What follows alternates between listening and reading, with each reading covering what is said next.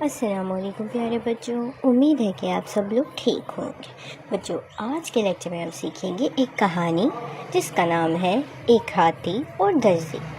ایک دفعہ کا ذکر ہے کہ ایک درزی اپنی دکان میں بیٹھا کپڑے سی رہا تھا کہ اچانک سے وہاں ایک ہاتھی کا بچہ آ گیا اور اچانک اونچا اونچا بولنے لگا۔ درزی نے اس کو ایک روٹی کا ٹکڑا دیا۔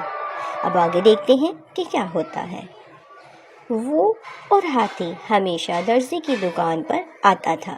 ایک دن ہاتھی آیا لیکن درزی نے اس کو روٹی کے بجائے سوئی چبھا دی۔ اگلے دن ہاتھی پھر آ گیا لیکن اس کی سونڈ کیچڑ سے بھری ہوئی تھی اور اس نے اپنی سونڈ سے کیچڑ درزی کے کپڑوں پر پھینک دیا۔ درزی سر پکڑ کر رونے لگا۔ اس کہانی سے ہمیں سبق ملتا ہے کہ جیسا کرو گے ویسا بھرو گے، تو ہمیں چاہیے کہ ہم دوسروں کے ساتھ اچھا سلوک کریں۔ اپنا خیال رکھیے گا، اگلے لیکچر میں پھر ملیں گے، تب تک کے لیے اللہ حافظ۔